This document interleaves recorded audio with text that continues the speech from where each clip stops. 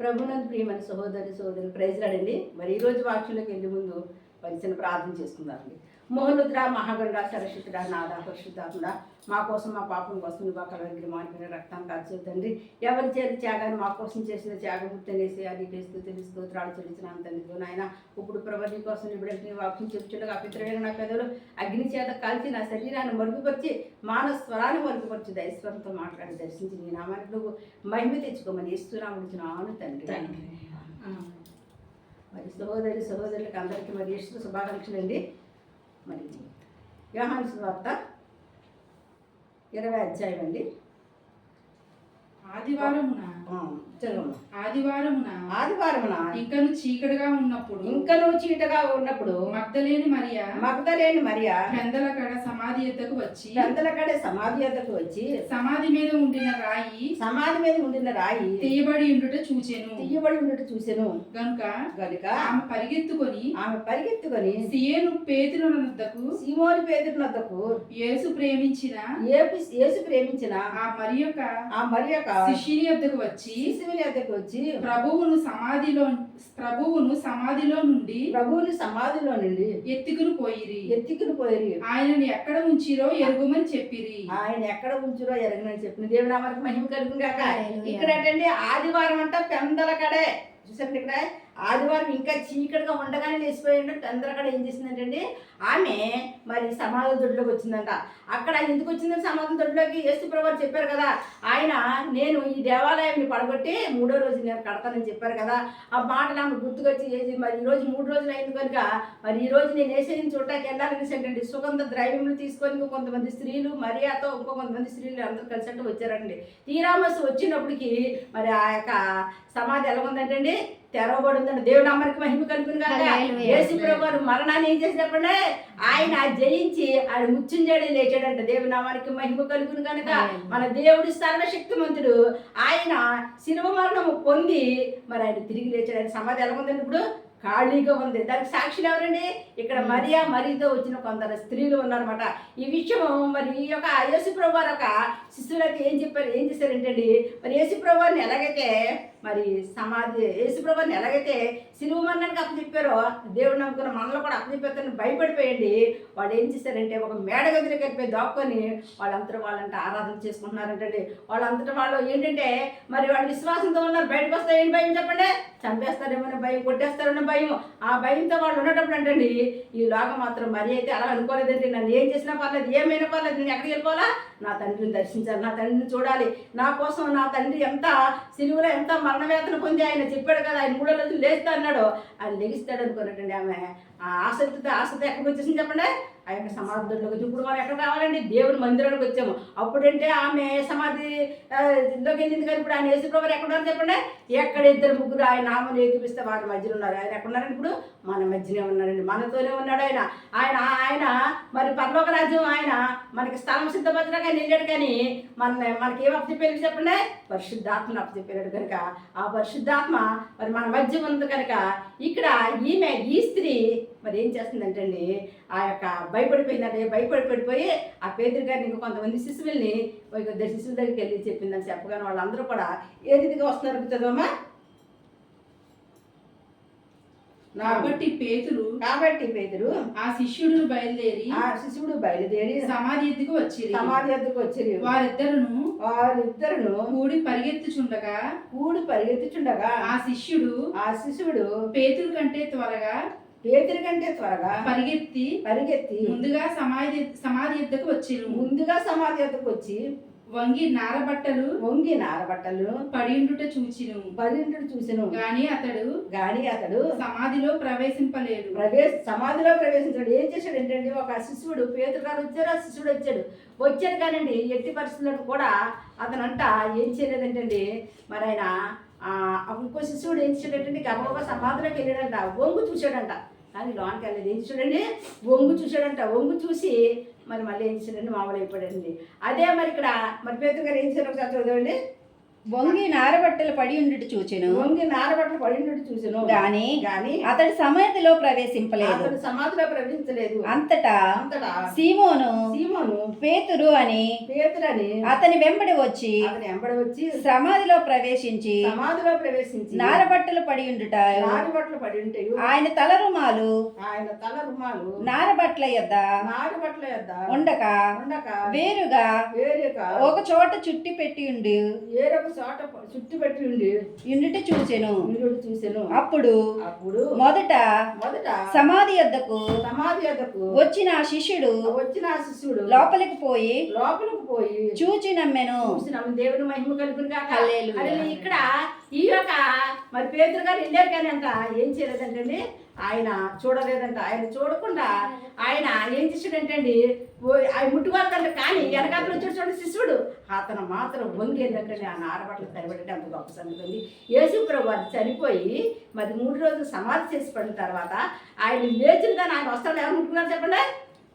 వేరొక శిష్యుడు అంత అక్కడ పేరు లేదు. అంటే యేసుప్రభుతో ఉన్న 12 మంది శిష్యుడు కాదు, ఒక వేరొక శిష్యుడు. ఎంత గొప్ప ఆశీర్వాదం, ఎంత గొప్ప దీవెన. అంటే ఆ యొక్క యేసుప్రభు వారు బట్టలు తాగడం మామూలు సంగతి అండి.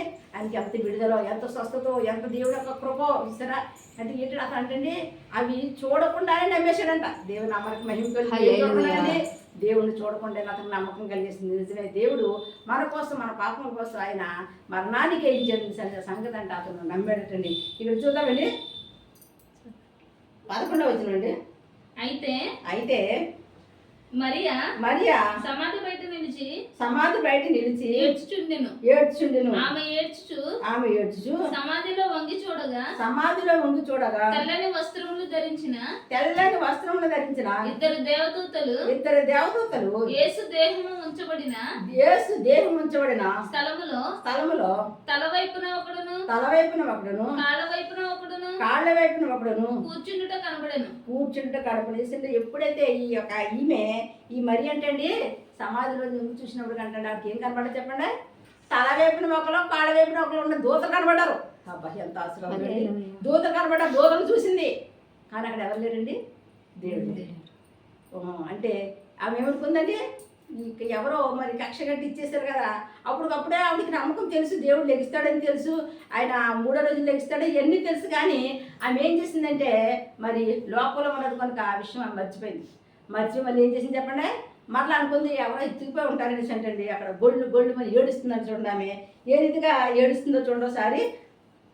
13వ వచనం. వారు అమ్మా 13 చదవండి. వారు అమ్మా ఎందుకు ఏడ్చుచున్నావని ఆమెను అడగగా ఆమె నా ప్రభువుని ఎవరో ఎత్తుకొని పోయిరి. చూసారు ఏమంటుందండి? నా ప్రభువుని ఎవరో ఎత్తుకుపోయారు. ఏమంటుందండి? ఎంత ప్రేమిస్తుందండి దేవుడిని. అయ్యో నా ప్రభువుని కనీసం మరి ఆయన సమాధి చేస్తున్నారు, ఈ సమాధిలో కూడా ఉంచకుండా ఏం చేశారు చెప్పండి? ఎవరో ఎత్తుకుపోయారంటుందండి. ఆవిడకి ఏమి లేదండి, దేవుడు లెగిస్తాడని విశ్వాసం ఆమె మర్చిపోయింది. ఎత్తుకుపోయింది. ప్రేమ ఉంది కానీ ఏమి లేదు చెప్పండి? విశ్వాసం లేదు. మనకు కూడా ఒకసారి ప్రేమ ఉంటుంది కానీ ఏముంటుంది చెప్పండి? విశ్వాసం. మన కష్టాలు పెట్టి, మన బాధలు పెట్టి, మన వ్యాధులను బట్టి, మనకున్న సమస్యలు బట్టి విశ్వాసం కోల్పోతూ ఉంటాం. కానీ ఏం కోల్పోకూడదు? విశ్వాసం కోల్పోకూడదు. విశ్వాసంతో ఉండాలి. ఎందుకు ఉండాలంటే దేవుడు చేసిన వాగ్దానాన్ని నెరవేరుస్తుంది నమ్మకంతో, విశ్వాసంతో మనం ఉన్నప్పుడండి మరి ఎంతటి కార్యమైనా సరే మన దేవుడు ఆలస్యం చేసే దేవుడు కాదండి. ఆలస్యం చేసే దేవుడు కానీ ఆలస్యం చేసే దేవుడు ఎంత మాత్రము కాదు. కనుక కొన్ని పనులు ఆలస్యం అవుతాయంటే కారణం ఏంటంటే ఏదో ఒక అద్భుతం ఉంది, ఏదో ఒక ఆశ్చర్యకారం ఉంది. ఆయన ఏదో నీకు అద్భుతం చేయడం కోసం కొన్ని కష్టాలు నీకు తెస్తున్నాడు. కానీ అంతకుమించి ఏమి కాదు. ఆ కష్టాల్లోనే గీయడానికి ఏముందంటే మేలు దాచింది. కనుక ఆ మేలుకరమైన నువ్వు చూడడం కోసమే దేవుడు నీ పట్ల మరి అటువంటి ఒక ఆటలకి ఆటిస్తున్నాడు. కనుక ఆయన చిత్తమైనంత తల ఇంటికి కూడా రాదు. నువ్వు ఎవరి చిత్తంలో ఉన్నావు? దేవుని చిత్తంలో ఉన్నావు. కనుక దేవుడి దగ్గర ఏం చేయాలి చెప్పండి? ఏడవాలి, ఏడుస్తూ ప్రార్థించాలి, ఏడుస్తూ దేవుడిని అడగాలి. ప్రతి విషయంలో నిరీక్షణ కలిగి, విశ్వాసం కలిగి, పట్టుదల కలిగి, నమ్మకం కలిగి ఉన్నప్పుడటండి ఇవాళ కాకుండా రేపైనా సరే దేవుడు నీ పట్ల కళ్ళు చూపిస్తాడు, దయ చూపిస్తాడు, జాలి చూపిస్తాడు. ఆయన నీ కోసమే ప్రాణం పెట్టిన యేసయ్య నువ్వు ఏడుస్తూ కూర్చుంటే ఆయన ఊరుకుంటాడా? ఎట్టి పరిస్థితులు ఊరుకోవడం.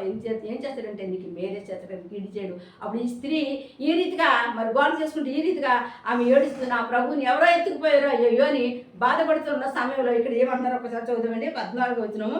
ఆమె ఈ మాట చెప్పి వెనుక తట్టు తిరిగి యేసు నిలిచి చూచెను గాని ఆయన యేసు అని గుర్తుపట్టలేదు. యేసు అమ్మా ఎందుకు ఏడ్చుచున్నావు ఎవరిని వెతుకుచున్నావు అని ఆమెను అడగగా ఆమె ఆయన తోటమాలి అనుకొని అయ్యా నీవు ఆయనను మోసుకొని పోయిన ఎడల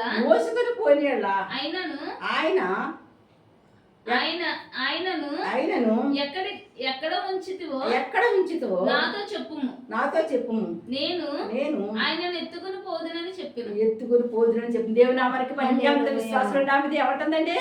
అమ్మా నువ్వు తోటమాలని అంటుంది అనుకుంటుందంటే యేసుప్రభువారు తన పక్క నుండి అమ్మ అన్న సరే గుర్తుపట్టకుండా ఏమంటుందంటే తోటమాలి అనుకుని అంటే నువ్వు కానీ ఎత్తుకుపోయావు నా ప్రభువును నా ప్రభు నాకు ఇచ్చే నేను ఏం చేస్తున్నాను ఎత్తుకొని పోతాను అంటుంది. దేవుని నామానికి మహిమ కలుగును గాక. మనం ఎంత కష్టం వచ్చినా ఎంత బాధ వచ్చినా సరే మన భుజాల మీద ఎవరిని వేసుకోవాలి చెప్పండి? యేసే వేసుకోవాలి. అవసరం మనం ఎత్తుకోవాలి. మన సమస్యలు కష్టాలు బాధలు ఎక్కడ ఎత్తుకోవాలి చెప్పండి? ఆయన సిలువని ఎలాగైతే భుజం మీద ఎత్తుకున్నాడు అలాగే మనం కూడా ఏం చేయాలంటే మన కష్టాలు బాధలన్నీ కూడా ఎత్తుకోవాలి. స్త్రీ అంటుందండి ఎత్తుకొని పోతానంటుందండి. ఎత్తుకోను అనగలుగుతావా? ఏదేమైనా నీ జీవితంలో యేసయ్యని నీ భుజాల మీద నువ్వు మోయగలుగుతావా? నీ భుజాల మీద నువ్వు మోయాలంటే మరి ఈ లోకాల్లో నా కొన్ని సమస్యలు కొన్ని కష్టాలు నువ్వు భరించాలి తప్పదు. ఎందుకోసము? యేసయ్య నీ కోసము ఆయన ఆత్యాగం చేసిన యేసయ్యకి ఏం చేయాలంటే మరి విశ్వాసంతో నమ్మకంతో 10 మందికి నువ్వు చెప్పాలంటే నువ్వేం చేయాలండి? మరి ఆ యొక్క చూసారండి ఈ బైబిల్ గ్రంథంలో యేసుప్రభువారు పునరుద్ధరణ లేచిన తర్వాత మొట్టమొదట మరి ఎవరు చూసారండి? ఒక స్త్రీ చూసిందండి. మరి అంటారు ఈ రోజుల్లో చాలా మంది ఏమన్నారు? స్త్రీలు దేవుడు మాట చెప్పడానికి లేదన్నారు. కానీ చూసిన వాళ్ళే చెప్తారో చూడాలని చెప్తారు చెప్పండి? ఫస్ట్ ఎవరైతే యేసయ్య చూసిందో ఎవరైతే యేసయ్య మాటలు విన్నారో వాళ్ళు మాత్రమే చూడగలుగుతారు. పోయాడు ఎవరు కూడా ఎంత మాత్రమో చూడటానికి లేదని ఆమె చూసి అందరికీ వెళ్ళి శిష్యులు కూడా చెప్పిందండి. ఆ తర్వాత ఆ శిష్యులు కూడా వచ్చారు. కనుక ఇక్కడ దేవుని యొక్క పునరుద్ధానం గురించి మొట్టమొదట చెప్పిన స్త్రీ ఎవరంటే ఎవరు చెప్తారండి? మరి అని చెప్తారన్నమాట. నీ మరి అంటుంది ఎత్తుకొని పోద్దంట. మనం ఈ రోజుని ఎందుకు వచ్చింది చెప్పండి? యేసయ్యను మన ఇంటికి ఎత్తుకొని పోవటానికి మనం మందిరానికి వచ్చాం కనుక మనం ఎంత భయపడక్కర్లేదు. మనం దేవుని వాక్యం మనం విని మన యేసయ్యను ఎక్కడ తీసుకెళ్ళిపోవాలండి? మన ఇంటికి తీసుకెళ్ళిపోవాలి. మన గృహంలో ఉన్న చీకటి శక్తులు సైకల్ శక్తులు శుద్ధ అన్నీ కూడా ఏమైపోతాయండి? యేసయ్య నీతో వస్తే ఏమన్నా సరే అన్ని కూడా నీ వెంట మీద రాగం ఏమైపోతే చెప్పండి?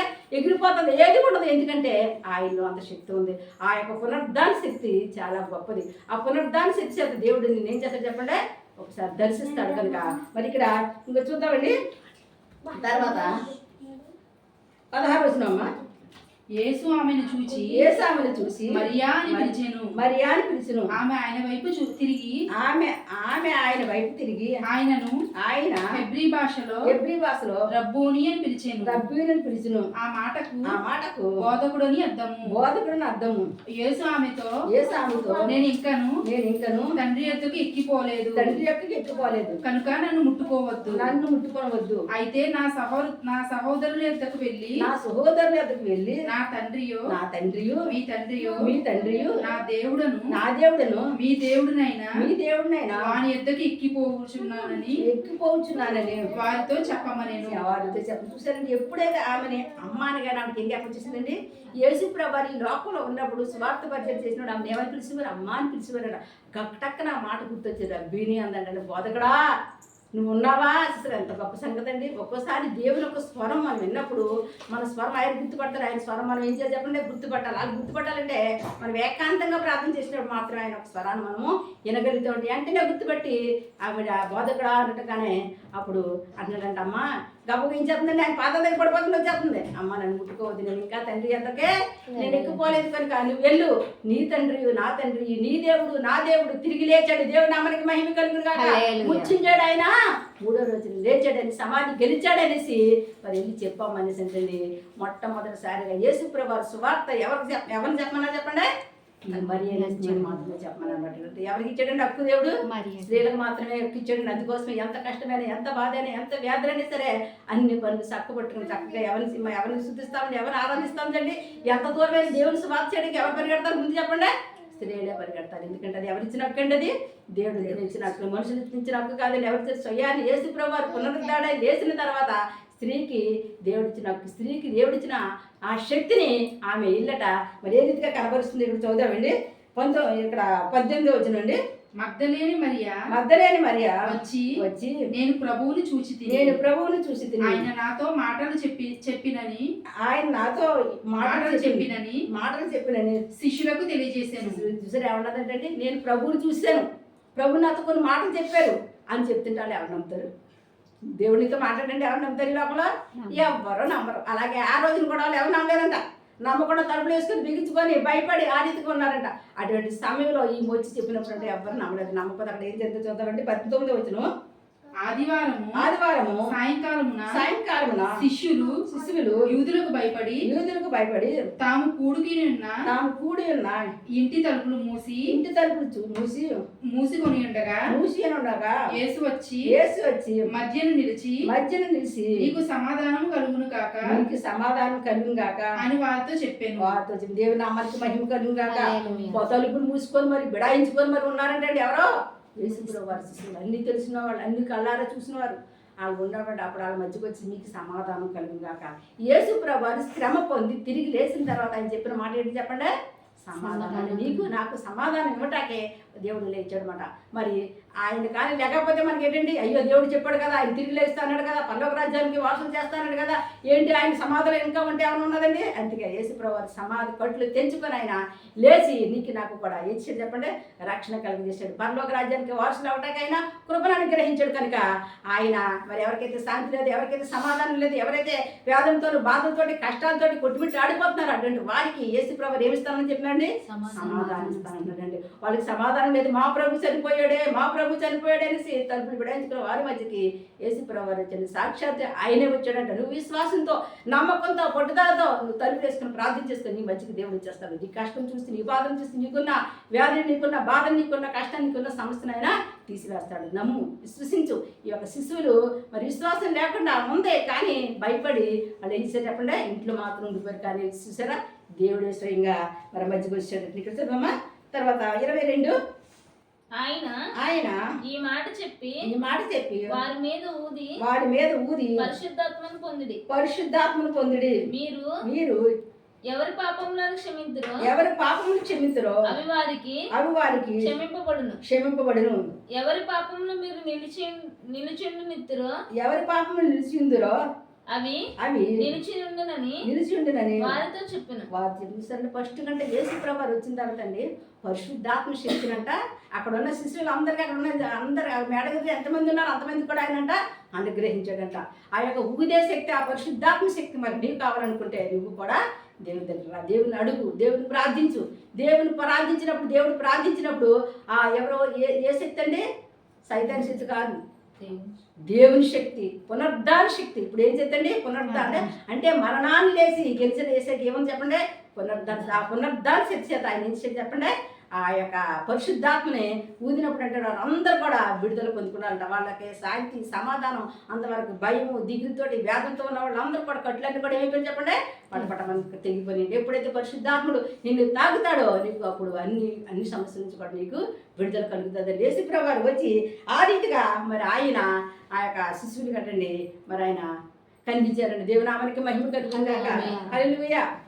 రాతి సమాధిలో పాతిన మన యేసు లేచెను ఈనాడు, జై జై జై. రాతి సమాధిలో పాతిన మన యేసు లేచెను ఈనాడు, జై జై జై. దేవాలయము 3 దినములలో పడగొట్టి నిలబెట్టిన ప్రభువుడే. దేవాలయము 3 దినములలో పడగొట్టి నిలబెట్టి ఆ ప్రభువుడే. ఆ బండనెవరు దొర్లించకుంటే తెరయాకబడి ఉండే, జై జై జై. రాతి సమాధిలో పాతిన మన యేసు లేచెను ఈనాడు, జై జై జై. ఏకోవజామున చీకటి ఉండగా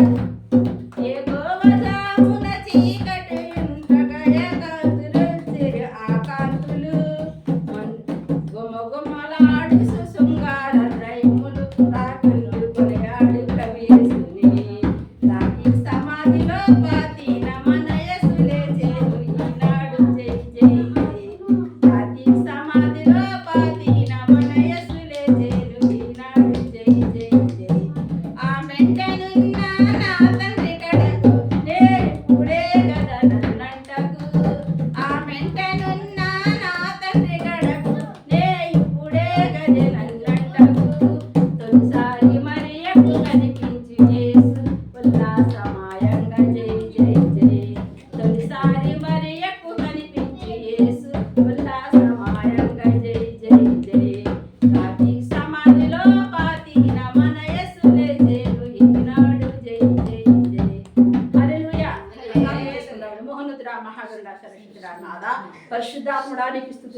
స్తోత్రాలు చెల్లించినాను తండ్రి నాయన. మా కోసం మా పాపం కోసం తండ్రి తల్లి యేసయ్య ఈ లోకానికి మనిషి కుమారుడుగా ఈ లోకానికి వచ్చి ప్రభు తండ్రి కన్యమరికి పుట్టి ప్రభు నాయన యేసయ్య తండ్రి సిలువ మరణము పొంది ప్రభు మళ్ళా తిరిగి ప్రభు నాయన లేచి తండ్రి రాజా 3వ దినమున లేచి పునరుద్ధానమే లేచి ప్రభు నాయన తండ్రి రక్షక తండ్రి ఈ రోజు నుంచి ప్రభ అనేక మంది ప్రభు తండ్రి రాజా రక్షక నాది నీ పునరుద్ధాన శక్తిని ప్రభ తండ్రి రాజా రక్షక నాయన తెలుసుకొని ప్రభు నాయన నిన్ను ఆరాధిస్తారయ్యా. నీకు స్తుతులు స్తోత్రాలు కృపగల తండ్రి నీకు స్తుతి, కరుణామయుడానికి స్తుతి, కనికరమూర్తి నీకు స్తుతులు స్తోత్రాలు. ఎవరికైతే ప్రభ రక్షణ లేకుండా ఉందో అటువంటి బిడ్డలు రక్షించిన బాబు. ఎవరైతే బంధకాలు ఉన్నారో ఏసు రక్తంలో బంధకాలను వేస్తున్నామో తెంచివేమని నడుచున్నాడు నీ పునరుద్ధాన శక్తి చేత ప్రభు తండ్రి. ఓ నీ బిడ్డకున్న బంధకాలను తెంచివేయండి ప్రభు నాయన. యేసయ్య రక్షక శరీరం ఇచ్చే ప్రభు నాయన ఏ వ్యాధులున్నా ఏస్తున్నామో గద్దించి బంధించమని నడుచున్నాడు పరిశుద్ధాత్మ. ఓరిసారి అడికందర అడికందర అడికందర అడికందర వరికంబరవర వరికందర ధరాక్షరవర రిషీకరవర యేసు శక్తికర నామలో స్వస్థత కలుగులుగా తండ్రి. నువ్వు పొందిన దెబ్బల చేత నీ బిడ్డలకు స్వస్థత కలుగులుగా. ఓ నీ పునరుద్ధాన శక్తి చేత ప్రభు నీ బిడ్డలకి విడుదల కలుగులుగా. చీకటి శక్తులు, సైతం శక్తులు, శబ్దల శక్తులు, శాంతపడి శక్తులు వేస్తూ నామల ప్రభా ఓ నీ పునరుద్ధాన శక్తి చేత అవన్నీ కొట్టుకుని పోవునుగా కేసు రక్తుల పరిశుద్ధాత్మ. ఓ నీ బిడ్డలకి నీ శాంతి నీ సమాధానమును కలగజేయమని నడుచున్నాను. రక్షణ లేని బిడ్డకి రక్షణ తెచ్చేయండి అయ్యా. వివాహం కాని బిడ్డకి వివాహాలు జరిగించండి అయ్యా. ఉద్యోగాలను బిడ్డకి ఉద్యోగాలు దయచేయమని నడుచున్నాను నాయన. గర్భాలను బిడ్డ గర్భాలను అనుగ్రహించమని నడుచున్నాను తండ్రి. నీకు స్తుతులు స్తోత్రాలు బాబు. చదువుకున్న బిడ్డలకు జ్ఞానం ఇచ్చి తెలివిచ్చిన ఆయన తండ్రి బాగా చదువుకున్న కృపద ఇచ్చిన వారు రాష్ట్ర పరీక్షల్లో మంచి బాకుండా పాస్ అయ్యే కృపద ఇచ్చాడు. యజ్ఞం గురించి కూడా బిడ్డలు ఎంతో మంది బాబు ప్రయాసపడి చదువుతున్నారు నాయన. ఆ యజ్ఞంలో మంచిగా పాస్ అయ్యి ఉద్యోగాలు వచ్చే కృప దైత్యం నడుచున్నాడు. దూర దేశాలు వెళ్ళి ప్రభు తండ్రి నాయన చదువుకున్న బిడ్డలు ఉన్నారు తండ్రి నాయన. తల్లిదండ్రులు విడిచిపెట్టి ప్రభావ ఆ బిడ్డలకు తల్లిగా తండ్రిగా మీరుండి ఆదరణ అనుగ్రహించమని నడుచున్నాడు. నీ కుప్పను కుమర్చమని నడుచున్నాడు తండ్రి. రాజా రక్షక నాదా రిక్షా డ్రైవర్ కలిసి మన డ్రైవర్ వరకు నాయన నీ కాపుదలు ఇచ్చి నీ కృపనిచ్చి తండ్రి నాయన రాకపోకుండా కాపాడే వారు క్షేమంగా సురక్షంగా గృహాలకు వచ్చే కృపదైత్యం నడుచున్నాడు. చేసిన కష్టాజితాన్ని వృద్ధిలోకి తీసుకుని చిన్న చిన్న పనులు చేతి పనులు చేసుకుని బిడ్డలందరూ కూడా ఆస్వాదించండి దీవించమని నడుచున్నాడు తండ్రి రక్షక నాదా పరిశుద్ధాత్మ. ఈ రోజు ఎవరికైతే ఆపరేషన్ జరుగుతుందో బాబ్య మంచిగా ఆపరేషన్ జరిగి కృపదైత్యం. ఈ రోజు తెలిసిన వారికి సులువైన డెలివరీని అనుగ్రహించమని నడుచున్నాడు. హాస్పిటల్లో తండ్రి తెలియని రోగాలతో నాయన వాడు ఎంతగానో కుమిలిపోతున్న బిడ్డలు మంచాల నుంచి లేవలేని స్థితిలోని బిడ్డలు వేస్తూ రక్తంలో స్వస్థత విడుదల కలుగును కాక తండ్రి. స్వస్థపరచిన బాబు కనిగిరి ముట్టు తండ్రి కనిగిరించి స్వస్థపరచమని అడుగుతున్నాను నాయన. రక్షక ఇతర వ్యాధులు బాబు తండ్రి నాయన. ఏసే చెప్పుకోలేని వ్యాధులు తండ్రి నాయన నాయన ఆ మనుషులు ప్రభు తీసేస్తున్న వ్యాధులు ప్రభు తండ్రి. అన్ని వ్యాధుల నుంచి స్వస్థత విడుదల వేస్తున్నాములో దయచేయమని. బీపీ షుగర్ గుండె వ్యాధి తండ్రి నాయన రకరకాల వ్యాధులతో ఉన్న బిడ్డలు ఏసు రక్తులు విడుదల స్వస్థత కలుగును కాక తండ్రి. మీరే ముట్టండి, మీరే స్వస్థపరచండి, దీవించండి, ఆశీర్వదించండి. అన్ని విషయాలని బిడ్డలకి మేలు చేయమని అడుగుతున్నాను నాయన. నీ పునరుద్ధాన శక్తి చేతండి ప్రతి ఒక్క బిడ్డను తాకండి ముట్టండి స్వస్థపరచండి. నీ పునరుద్ధాన యొక్క శక్తి యొక్క ఆశీర్వాదాన్ని ప్రభావ నీ బిడ్డలకు అనుగ్రహించమని అడుగుతున్నాను తండ్రి. అన్ని విషయాలు మేలు చేసి దీవించి ఆశీర్వదించి నీ ఉపజాతి నింపి నడిపించమని ఏ శక్తివంతమైన నామున ఈ ప్రార్థన అంతా మీకు సమర్పణ చేసుకున్నాం మా పరమ తండ్రి. ఆమేన్. God bless you.